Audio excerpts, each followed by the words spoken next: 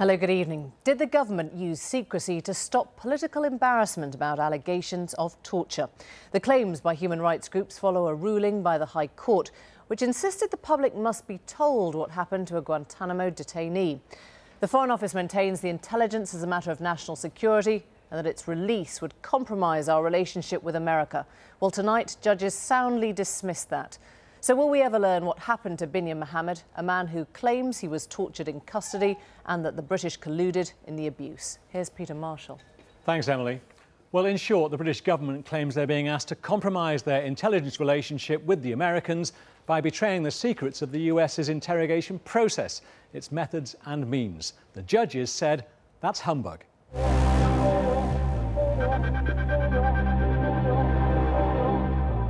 There is nothing in the redacted paragraphs which identifies any agent, any secret means of intelligence gathering, or any other matter which can be regarded as intelligence.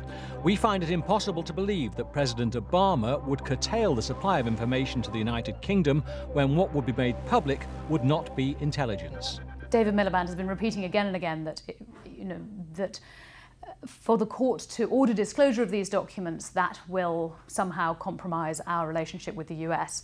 It just isn't the case. Reprieve wrote to Hillary Clinton asking her to confirm whether or not she would cut intelligence sharing ties if this information came out, and she declined to reply. And I think that makes it very clear that actually there simply is no threat to cut intelligence sharing ties. Back in February, standing alongside the Foreign Secretary, Hillary Clinton had publicly backed the UK's position. She did it again in a statement to the court. The judges are scathing. We are driven to the conclusion that her statement that intelligence sharing would be affected by publication of the redacted paragraphs was made without a proper analysis or understanding of their content. Binyam Mohammed says he was tortured and mistreated many times over the 7 years he was held by the US in Afghanistan, Morocco and finally in Guantanamo Bay. The paragraphs the judges want to reveal and the Foreign Secretary wants to keep secret relate to his first weeks in US custody when he was held in Pakistan. He says he was tortured with the collusion of an MI5 agent who met him and provided questions for his interrogators.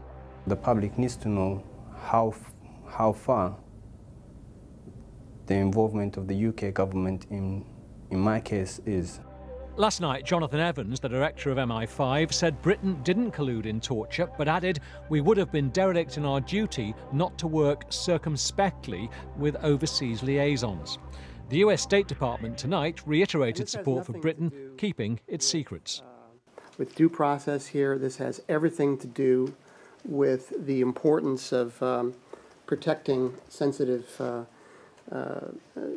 national security information and protecting this confidential channel that we have with our allies. And we keep this information confidential because this information is important in our efforts to protect our own citizens. What he wouldn't say when questioned was that revealing the 7 paragraphs would in any way affect America's relationship with the UK. So, through this drip-by-drip process, we edge a little closer to the truth, a position the judges say would be overwhelmingly in the public interest. Indeed, if you add today's comments to their earlier remarks in this saga, they long ago concluded the government isn't really about protecting Britain's intelligence relationship with America. They're simply suppressing evidence of American crimes to which Britain may be an accomplice. The judges said it cannot be suggested that information as to how officials of the US government admitted treating Binyam Mohammed during his interrogation is information that can, in any democratic society governed by the rule of law, be characterised as secret or as intelligence. The government is appealing against this latest reversal, so for the moment, the 7-paragraph summary of what happened to a British resident questioned in US custody remains a secret. Now, Emily. Peter Marshall, thank you. Well, a little earlier, I asked the Foreign Secretary if today's High Court ruling showed that the battle had been lost. Well, our legal system has the High Court playing a particular role, and obviously it's now open to us to appeal. I think it's fundamentally important for the national security of the UK that we do appeal, because a critical principle is at issue here. And that principle is that when one country gives another country its intelligence material to help defend its security, that material is not released into the public domain. The courts have fundamentally rejected that, though. They said there is no risk to national security, nor indeed to the relationship. I've sat opposite Secretary Clinton and discussed this issue. I've read the letters that have been submitted to the court by the CIA, by the National Security Council. I've talked to our people who deal on a daily basis, not just with the United States, but with many other countries too. And there's a very simple point here, an inviolable principle, to use Secretary Clinton's words, that underpins all intelligence sharing. And that principle is that if I give you my secrets, you don't put them into the public domain for obvious reasons. And we have to defend that principle. I have no objection to this material being published. It's about the principle. And the principle is that one country's intelligence secrets belong to that country. The trouble is you presented that evidence, including comments by Hillary Clinton, to the court, and the judges rejected that. They said there was absolutely no evidential basis to that. But the evidential basis is there, and the judgment is for me to make. And my judgment is a very profound one for, I think, the national security of this country. My judgment is that if we violate the fundamental principle that underpins intelligence sharing, the consequences will be serious and severe for this country. And the consequences are simple to state, that every other country that works with us on security issues will have to think again, because they will no longer be confident that the intelligence material that they share with us is safe with us. So I think the stakes are very high. That's why I think it's right that we appeal. You keep calling it intelligence. The judges say there is no intelligence material in that. It's simply about the treatment of one man in custody. Well, it's a summary of classified intelligence material. So by my yardstick, that makes it classified intelligence material, summary or not. And when I've spoken to Secretary Clinton, both about the 42 paragraphs the 42 documents and the 7 summarized paragraphs, the attitude of the United States has been the same. They do not want this material put into the public domain by a British court because it would violate a fundamental principle that underpins our intelligence sharing arrangements. And I agree with them. Because if the courts have said there is overwhelming public interest, and certainly it looks to the British public as if you have something to hide here. Well, no, I've said to you very clearly, I have absolutely no objection to this material being put into the public domain by the United States. So how anyone can say I've got anything to hide, I do not know.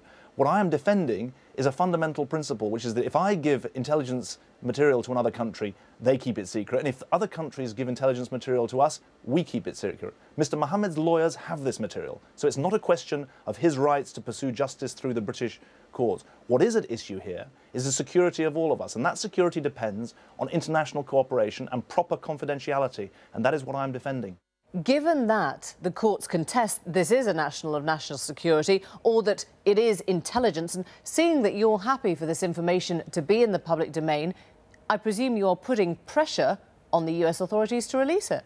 I addressed this issue when I spoke in Parliament in February about this. I'm not going to launch a lobbying campaign on the US about this for a couple of reasons. First of all, they have a large number of civil cases going through their system at the moment. About 200 Guantanamo or former Guantanamo detainees are taking this through the system. Secondly, there's a big review being done by the United States of all of these issues. So I'm not going to launch a lobbying campaign about this. The Obama administration have shown their goodwill and bona fides on all of these counterterrorism issues. They've brought their policy very much into line with ours, with well-publicized reversals of previous policy.